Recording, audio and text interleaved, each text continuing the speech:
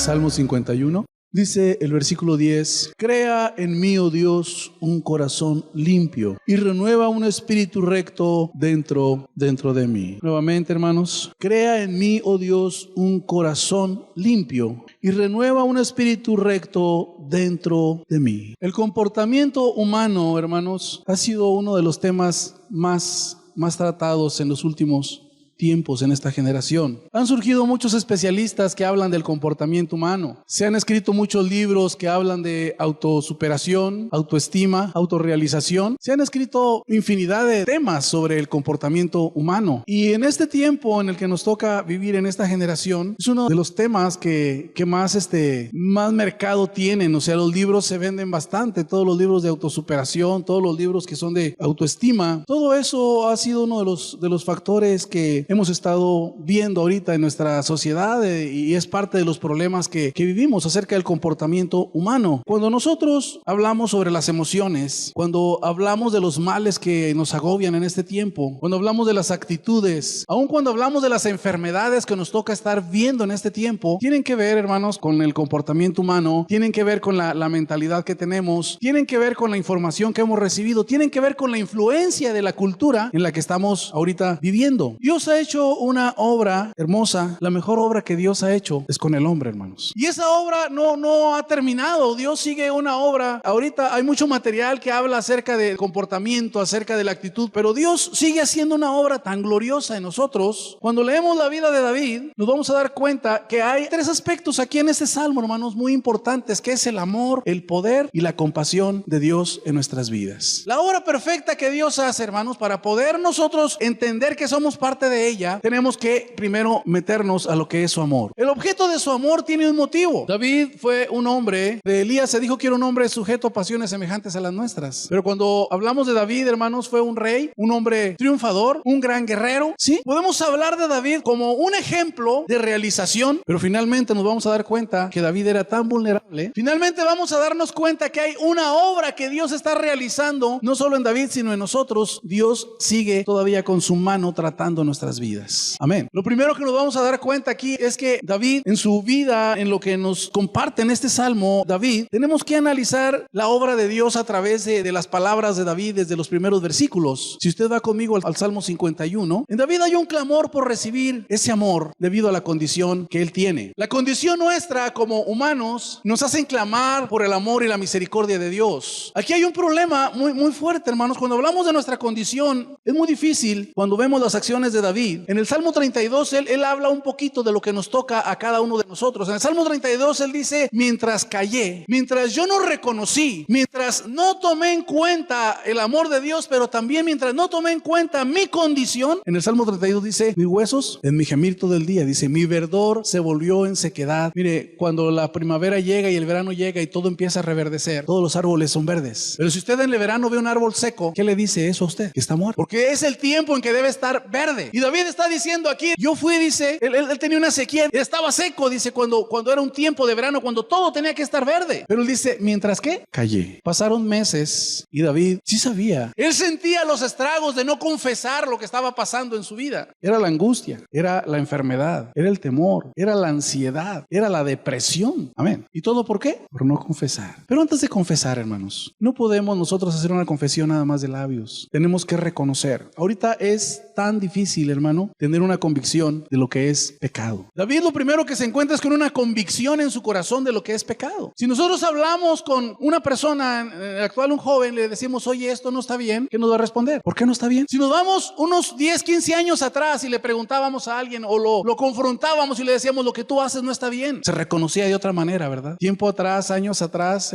ya en los 80 empezó a destaparse, pero lo más mal que hacía un joven era tomarse una cerveza y eso a escondidas, que no lo vieran. Ahorita ya no, ¿verdad? Creo que hasta los papás son tan modernos que toman juntos, ¿verdad? Son modernos. Tener una convicción de lo que es pecado es un problema. Y David dijo: mientras yo me callé, me fue mal. Internamente traía una guerra David. Emocionalmente estaba devastado, estaba acabado. David necesitaba reconocer que había pecado en su vida. Amén. Cuando nosotros hablamos del amor de Dios, hermanos, el motivo del amor de Dios es por nuestra condición, es por nuestro pecado. ¿Me entiende? Vamos al versículo 3, Salmo 53, dice: porque yo reconozco mis rebeliones y mi pecado está siempre delante. Hermano, hay un sentido de responsabilidad aquí muy tremendo. Es muy difícil cuando ahorita evangelizamos nosotros y le decimos a alguien, oye, la paga del pecado es muerte, el pecado nos trae consecuencias. Es muy difícil que acepten el término pecado. Ahorita no se maneja ya, hermano. Muchas cosas han cambiado, ¿verdad? Sí, al homosexual le dicen, esta persona es de preferencias diferentes, ¿verdad que sí? O sea, todo ha tomado un giro diferente. Una convicción de pecado no se tiene. Y David está hablando, dice, mi pecado. Tiene una responsabilidad, una convicción de pecado y es responsable. ¿A quién le está echando la culpa? No dijo, pues Betsabé tuvo la culpa. ¿Qué mujeronón? Pues no dijo eso. No dijo, Urías, ¿cómo no se puso listo? Tampoco. ¿Qué fue lo que dijo? Es una convicción de responsabilidad. A nadie puedo ser responsable de mis acciones. Es mi pecado. Mi pecado. ¿Qué dice versículo 3 nuevamente? Reconozco mis rebeliones, mi pecado está siempre delante de mí. Y luego dice, contra ti solo he pecado y he hecho lo malo delante de tus ojos para que seas reconocido justo en tu palabra y tenido por puro en tu juicio. Contra ti he pecado. Lo primero es que él tiene una responsabilidad de sus acciones y dice, yo he pecado. A nadie le está echando la culpa. Ahorita somos muy dados, ¿no?, a hablar de la situación que vivimos. Es que hago esto por aquello. Pero si nosotros queremos experimentar el amor de Dios, hermano, ver su obra maravillosa en nuestras vidas, lo que el amor de Dios está haciendo, lo primero que yo tengo que hacer es tener una convicción de pecado y decir, yo he pecado, yo estoy mal. No echarle la culpa a nadie. Lo segundo es que David no estaba hablando de la familia de Urías. Póngase usted en los zapatos de la familia de Urías, que le matan un familiar o que se da cuenta en la forma artera en que fue muerto. ¿Qué siente usted? ¿Qué siente? Y aquello fue público, aquel antecedente quedó ahí. Pero David sabe que cuando se le falla a Dios, se le falla a todo mundo. Y está diciendo, contra ti, solo yo he pecado. ¿Me entiende? Hay una convicción, hermano, de pecado. Y esa convicción nos lleva, hermano, a conocer el amor de Dios. Es una convicción de pecado, pero también es una convicción de perdón. Lea los primeros 2 versículos que están aquí en el Salmo 51. Dice, ten piedad de mí, oh Dios, conforme a tu misericordia, conforme a la multitud de tus piedades, borra mis rebeliones. Lávame más y más de mi maldad y límpiame de mi pecado. ¿A qué está apelando aquí David? A la compasión y a la misericordia, al amor de Dios. Nadie puede perdonarle, nadie puede cambiar su interior, nadie puede hacer algo por él más que solamente Dios. Es el único que puede obrar. Hay una convicción no solo de pecado, sino también de perdón. Versículo 5, ¿cómo dice? He aquí en maldad he sido formado y en pecado me concibió mi madre. Hay una realidad que nos cuesta mucho trabajo aceptar, hermanos. La Biblia establece que todos somos pecadores, ¿cierto? Y cuando leo el capítulo 7 de Romanos, Pablo establece que el mal está en mí. Así es que sentimientos nobles, buenos humanos, ¿quiénes? Nadie, hermanos, ni uno solo. Ahí dice la Biblia que sea justo. Amén. David está hablando de la misericordia de Dios para perdonar, pero también está consciente que ese perdón que él tiene, que él necesita, es por una razón. Y la razón es que el mal está en él, no solo sus acciones. Alguien dijo, somos pecadores porque pecamos, y también pecamos porque somos pecadores. O sea que el mal está en nosotros. Se habla a veces del comportamiento, del medio ambiente. Son muchas cosas. Han pensado que hay una genética. Bueno, la genética espiritual sí la traemos desde Adán. Hemos nacido con nuestro espíritu en tinieblas, muerto. Dice Pablo, estábamos muertos en delitos y en pecados, pero él nos dio vida juntamente con Cristo, dice Pablo. Pero que alguien dice es malo y luego su hijo es malo, dicen es que lo heredó. No, hermanos, la maldad ya está en nosotros. Y cuando el caldo de cultivo aquel, el ambiente se da, surge, sencillamente se da, y se da porque se da. ¿Me entiende? Dice Pablo, lo que no quiero hacer, eso hago, y termina diciendo, ¿y quién me va a librar de este cuerpo? El mal sigue en nosotros. Pero el amor de Dios en perdonar es grande. No hay pecado que no pueda ser perdonado, siempre que hay un arrepentimiento. El amor de Dios hace una obra maravillosa en nuestras vidas, pero sí necesitamos una convicción de pecado, reconocer que hay muchos aspectos en nuestra vida que no están bien. Y una vez que reconozcamos, tenemos que confesar. Hay un mal que está en nosotros. El problema que tenemos ahorita, hermanos, es que las corrientes, la manera de pensar, vamos a llamarle humanismo, siempre enfoca a levantar al hombre. Decía hace un momento, ahorita los libros de autosuperación, autorrealización, autoestima, se venden mucho. Y todo el mundo da fórmulas. ¿Cómo hacerse rico en 10 pasos? ¿Sí? Aprende inglés mientras duermes. Es que el subconsciente agarra todo y que no sé qué. Lo único que yo sé es que cuando hay ruido que uno está, no descansa, hermanos. Y se levanta mal. Pero si eso fuera, hermano, hasta la Biblia la ponía ahí a ver si por ósmosis ahí en la cabeza, así se me pegaba. Pero tampoco es así el asunto ¿verdad? Todo lo que se está vendiendo ahorita tiene mucho auge y se le está dando un realce al hombre tan fuerte. Pero aquí la Biblia nos habla de una realidad. El mal está en nosotros y no hay fórmulas. No hay fórmulas. Todo lo que nosotros querramos lograr, sí se puede lograr muchas cosas en esta vida. Pero la realidad de nuestro corazón, la realidad de nuestras vidas es que necesitamos al Creador, necesitamos el amor de Dios, necesitamos en nosotros tener esa paz, necesitamos en nosotros tener ese amor obrando dentro de nosotros. Sabemos que en nosotros sí es cierto, está el mal. Sabemos que aunque nosotros hagamos la fórmula de muchas cosas en los libros, todo lo que dice ahí lo sigamos. Alguien dijo, ya hice todo lo que dice el libro y todavía no me resulta. No funciona así la vida. Pero hay un auge a levantar la capacidad del hombre. Fíjense lo que le voy a decir ahorita. Creo que como iglesia hemos entrado también en esa corriente todos nosotros. El evangelio que presentamos es para que el hombre se realice, para que las personas se realicen, para que tengan paz, para que les vaya bien. Y aún nosotros aquí al venimos con la idea de que nos vaya bien, realizarnos. Alguien dijo, los que se han especializado en el comportamiento humano se han especializado en el ego del hombre. Casi todos estamos pensando siempre que nos vaya bien, en realizarnos, en autosuperarnos, en tener satisfacción. Pero ¿quién está pensando en darle la gloria a Dios? ¿Sí me está oyendo? Muchas ocasiones ya a ustedes les he dicho, la iglesia, y no solo aquí en muchos lados, somos culturales. Sí recuerdan que se los he dicho, ¿verdad? Porque hemos centrado el evangelio para bien de nosotros nada más. Yo lo veo aquí en las fechas. Si hay vacaciones, ¿qué hacemos? O sea que siempre estamos pensando en nuestra comodidad. Siempre estamos pensando en nosotros. Pensamos en nuestra realización. Si este día se puede negociar por otra actividad, lo van a negociar. ¿Sí me está oyendo? Yo les decía el otro día, si se les cayó la vaca, pues ahí se quedan. Yo voy por la vaca. ¿Sí me está oyendo? No dice, este día le voy a dar la gloria a Dios y saliendo voy a hacer lo que me alcance el día. Y sé que Dios me va a bendecir y Dios me va a ayudar en lo que queda del día. ¿Me entiende? Pero es una negociación porque no estamos pensando en darle la gloria a Dios. Estamos pensando en nuestra comodidad, en nuestro bienestar, en nuestra realización. Y se defiende mucho la autoestima, ¿cierto, verdad? Ahora, es muy importante. A Dios debemos de tomarlo en cuenta. No hay una convicción de pecado, le vuelvo a repetir, hacemos como mejor nos parece. Muchas cosas que parecen inofensivas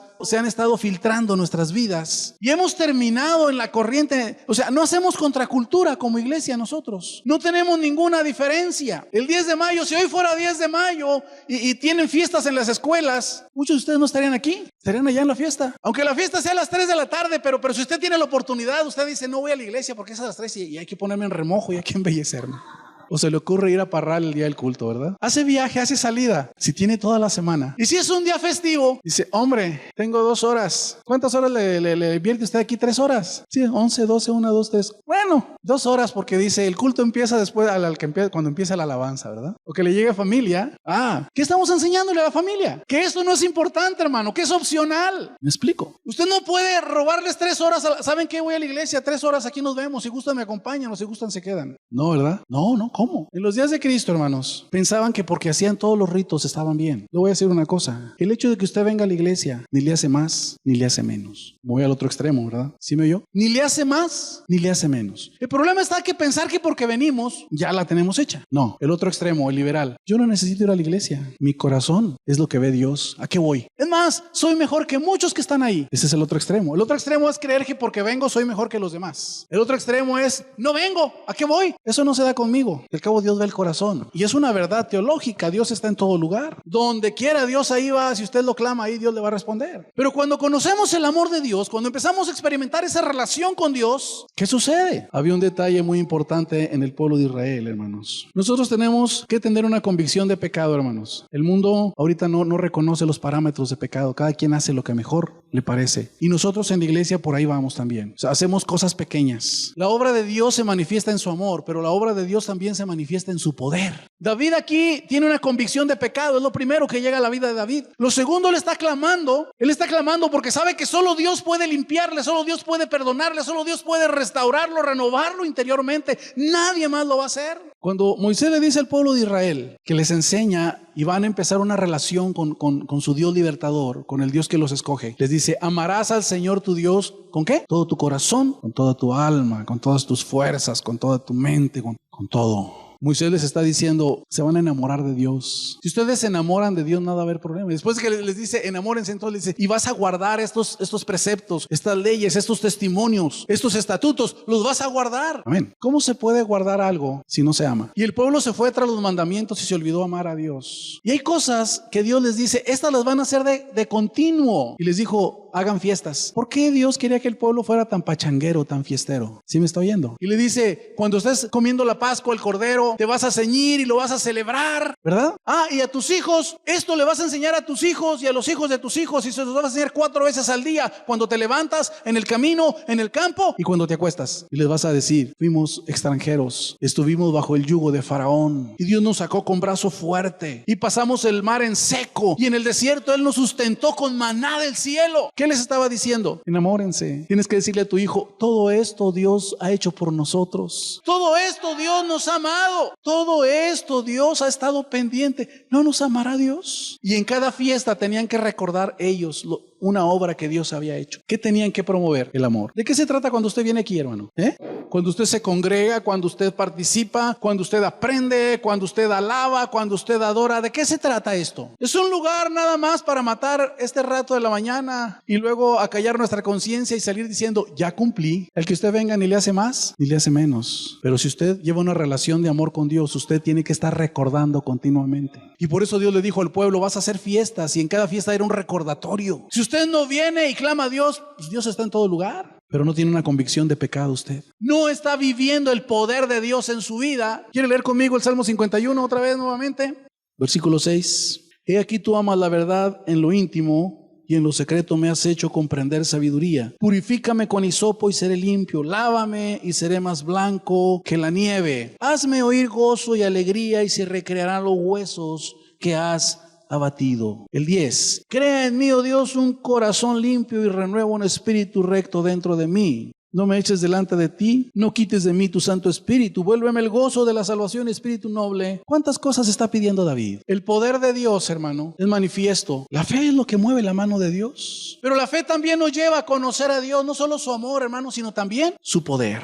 El pueblo de Israel tenía que estar continuamente recordando lo que Dios había hecho. ¿Y qué era lo que recordaba? Las obras de amor mezcladas con el poder de Dios manifiesto en una misericordia hacia ellos. Y eso continuamente, hermano, nos hace recordar. Y eso aviva el amor también hacia Dios. Eso nos hace conocerlo. Pero ahora David está pidiendo que el poder de Dios actúe. Amas la verdad en lo íntimo. La obra que Dios hace, la hace en el corazón, lo hace en lo más profundo, en el interior. Es la verdad que tiene que estar en una convicción interna. Hermanos, el pecado es muy complejo. Nosotros somos muy complejos, somos muy complicados. Hay cosas que llegan y no tenemos una convicción de pecado porque sencillamente no las asimilamos. ¿Cuánto tiempo pasó en que David confesara? Pasó un tiempo. El profeta Natán llega y le pone el dedo en la llaga, y había 3 opciones. David lo negaba, lo mataba o se arrepentía. Una de las 3, ¿me entiende? Pero en este caso, cuando la convicción de pecado no está, le digo, somos tan complejos, somos tan complicados. David ahora está hablando del poder de Dios. Cuando hay esa realidad, vamos a entender que la raíz de todos los males que vivimos es el pecado. Por eso le digo, somos tan complicados que a veces no lo asimilamos, a veces no lo entendemos, pero todos los males que nos aquejan es el pecado. Recuerdo que veíamos un curso de autoconfrontación y hablábamos de María. A ver, dice, ¿qué le vas a aconsejar tú a María? María creció en la iglesia, conoció el evangelio y se retiró. Y por allá en la universidad conoció a un galán y se enamoró y se casó María. Pero resulta que este galán venía de un hogar también destruido y aunque se hizo un profesionista, terminó alcohólico, tomaba y tomaba.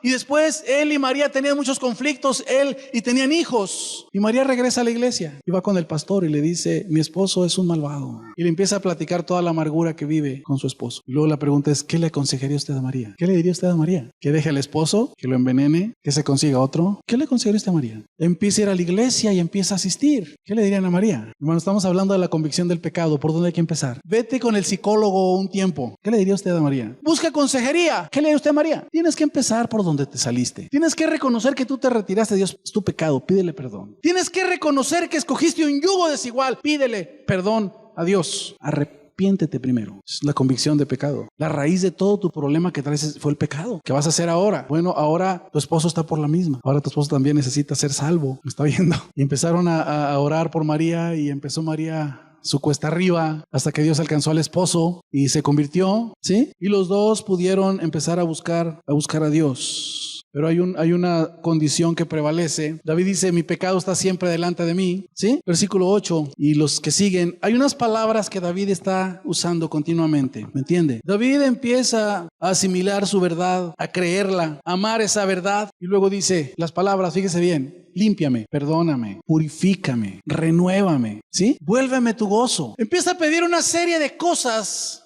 que solamente el poder de Dios puede traer a nuestras vidas. Dice Isaías, en aquel tiempo había lejía. Ahorita no sé las mujeres qué detergentes más potentes usen para desmanchar. Pero en aquel tiempo dice, aunque amontones lejía sobre ti, dice, tu pecado no se borra. Solamente la sangre de Cristo. Pero David está haciendo una apelación al poder de Dios. Está haciendo una apelación a una obra interna que solamente Dios. Que no es la autosuperación, no es la autorrealización, no es la consejería, no es la psicología. Solamente el que opera en el corazón es Dios. Nadie más. ¿Quieres y gusta repetir conmigo todas las exclamaciones de David? Amén. Purifícame, versículo 7. Límpiame, lávame. Amén. Dame un corazón limpio nuevamente, renuévame, vuélveme. ¿Cuántas cosas está pidiendo David para él, hermano? Cosas que solamente Dios puede hacer dentro de nosotros. Amén. Le decía hace un momento, estamos buscando siempre la comodidad. Tenemos un problema muy fuerte, hermanos, en la cultura actual. Yo lo estaba hablando durante la semana. Hubo un tiempo, hermanos, en que el occidente, en Europa, lo que prevalecía era los valores cristianos. Había sus excesos, ¿no? Por los papas y todo lo demás, las frituras.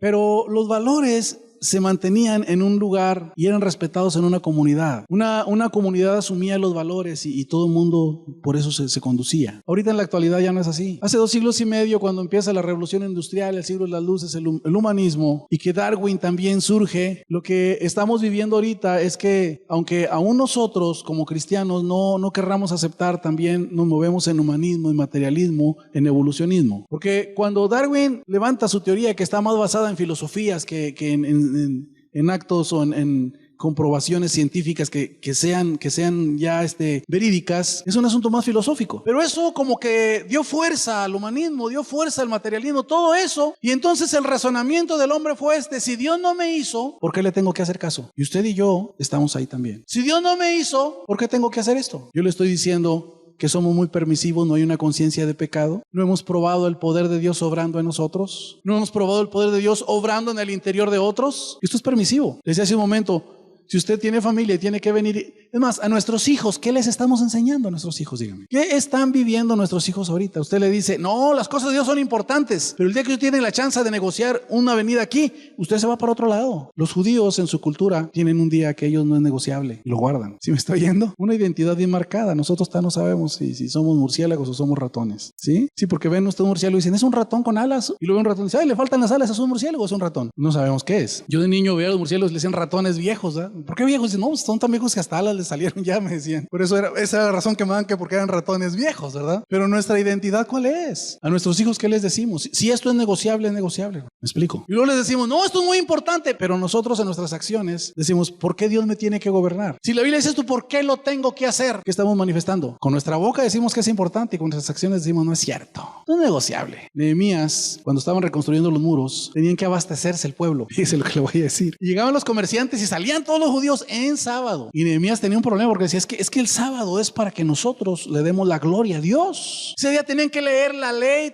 leían su Torah, leían las escrituras, aprendían y luego tenían una reunión con sus familias. Escuché un judío que decía, nuestros hijos son prósperos porque a la mesa, los sábados, siempre los bendecimos. Siempre. Y tienen la bendición nuestra porque siempre estamos sobre la palabra y sobre la bendición sobre ellos. Pero no nada más eso opera en el poder de Dios, hermanos, en sus vidas. Es una convicción la que tienen. Y Nehemías dijo, cierren las puertas y que nadie compre víveres porque es sábado. Pero no comemos. ¿Usted cree que los comerciantes se iban a ir? Si habían echado la vuelta, ¿usted cree que le iban a echar nada más de paseo? Se tuvieron que esperar hasta el sábado a las 6 de la tarde, que es cuando termina el día judío, ¿me entiende? Y tuvieron que esperarse, pero los obligó y les dijo, tienen que guardar este día. En la ley de Moisés, el que no guardaba ese día, ¿qué le pasaba? Lo apedreaban, lo cortaban del pueblo. Y uno dice, ¿pero por qué tan drásticos? Porque se trataba de promover el amor de Dios a través de cada cosa que hacían. Y cuando no se hacía, empezaba a erosionarse aquello, empezaba a devaluarse. Y nosotros, como ya somos más modernos y no somos religiosos y no somos tan fanáticos de estar yendo a la iglesia, pues lo negociamos. Y nuestros hijos están viendo que nosotros no tenemos religión, tenemos una relación. Si así lleváramos la relación con las gentes que amamos, hermanos, de que los vemos cada 8 días, y eso si podemos los vemos y si no podemos no los vemos, quién sabe cómo sería esto. ¿Me entiende? Esto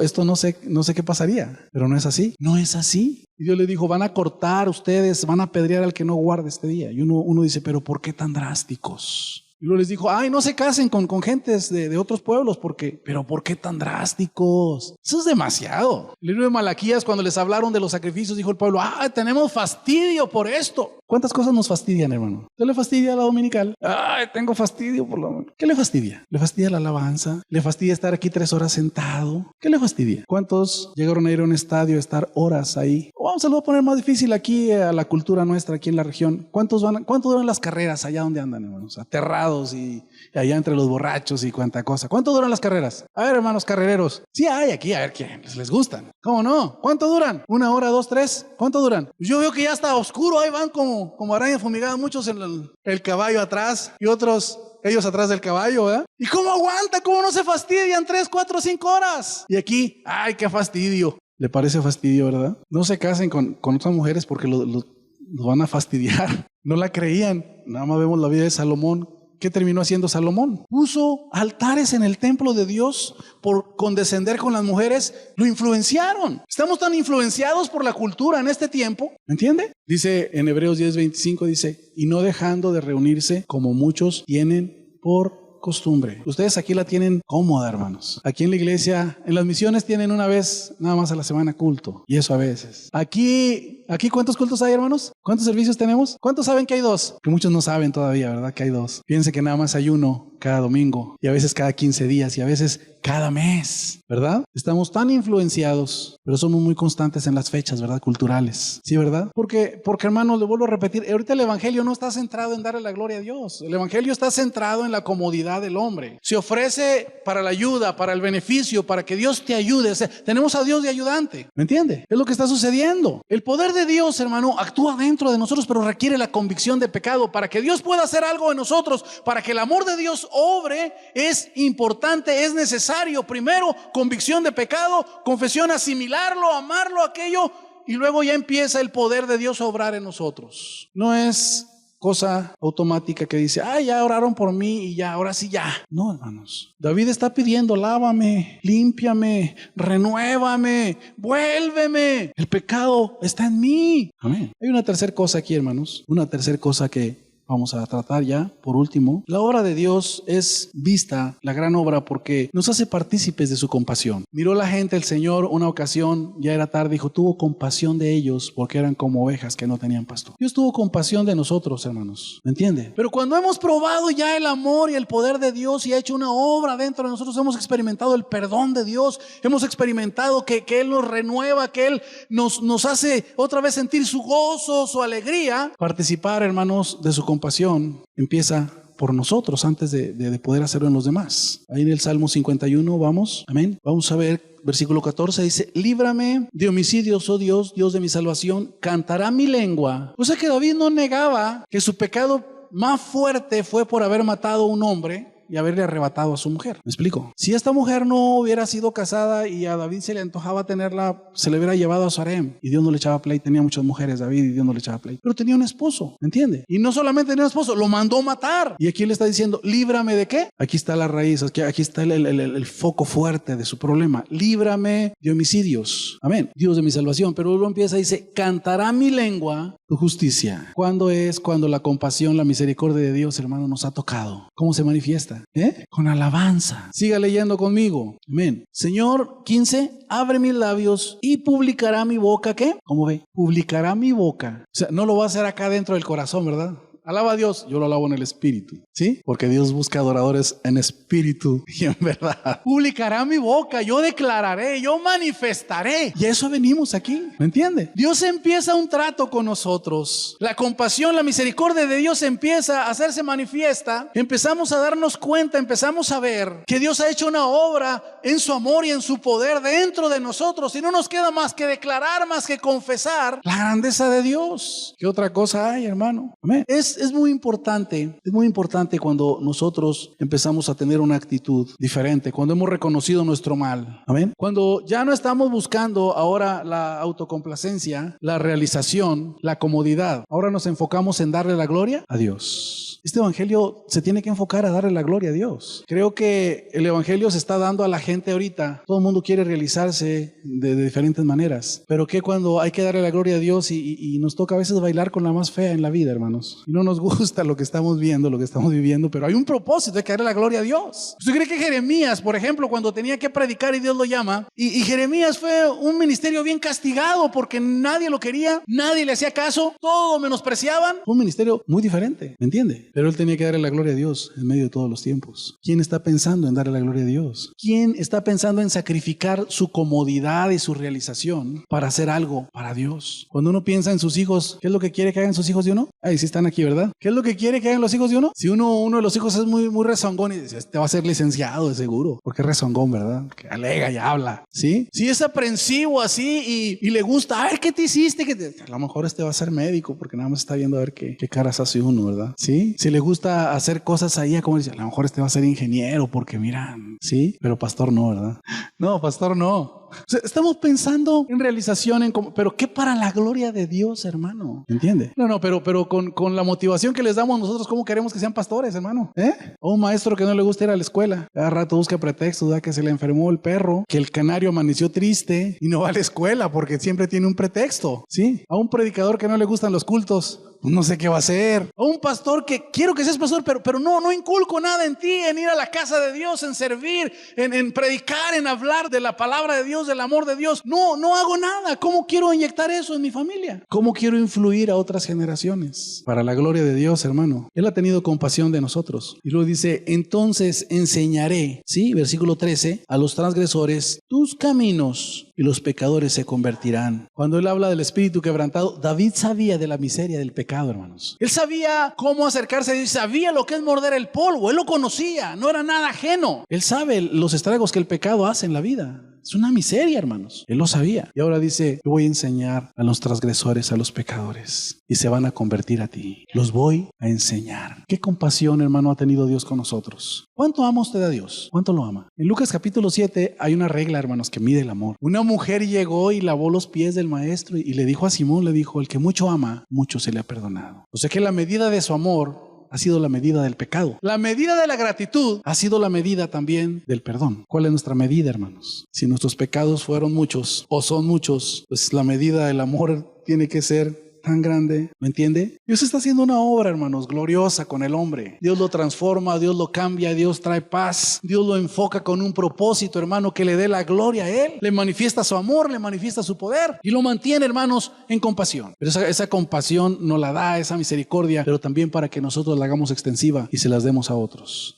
Entonces enseñaré a los pecadores tus caminos y estos se van a convertir a ti. David tiene una responsabilidad tan fuerte. En los últimos versículos él pide por la paz de Jerusalén. Él sabía que sus acciones como rey podrían traer estragos a la demás gente, a la ciudad. Fíjese lo que está pidiendo al final. Haz bien con tus benevolencias a Sión, edifica los muros de Jerusalén, tráenos protección, no nos desampares. Entonces te agradarán los sacrificios de justicia, el holocausto ofrenda del todo quemada. Entonces ofrecerán becerros sobre tu altar. Habrá armonía, va a haber armonía. No le hagas mal a Jerusalén. Permite que la protección y la armonía prevalezcan. Está pidiendo David. Estaba tan consciente, era tan responsable de sus acciones. ¿Me entiende? Hay una compasión que Dios ha mostrado. Dios está haciendo una obra hermosa, hermanos, pero en aquel que se dispone nada más. Ahorita es muy difícil hablar de pecado y nadie la cree. Esto es malo. Dice, no es malo, para mí es bueno. Bueno, está bien. David, por lo complicado que es esto, él lo califica, dice, hay transgresiones, ¿sí? Iniquidad, ¿amén? Y errar al blanco. Una transgresión es una línea que yo brinco. Dios hizo leyes, Dios hizo principios para la vida, para protección nuestra. Si yo no me enfoco a ese blanco y le doy por donde me da la gana y me aviento por donde me da la gana, estoy errando. ¿Sí me explico? La iniquidad tiene que ver con maldad, con un pensamiento que es contrario a los pensamientos de Dios. Todo esto, hermanos, nos asalta, la rebeldía, todo esto nos asalta a nosotros. Usted y yo ahí estamos. Y eso se llama pecado. Todo lo que Dios ha hecho, lo ha hecho para protección nuestra. Pero como no queremos reconocer, hermano, que muchas cosas que hemos hecho se llama pecado, ahora le voy a dar un giro. Cuando nosotros transgredimos, brincamos las líneas, nos hacemos daño a nosotros, dañamos a otros y nos ponemos contrarios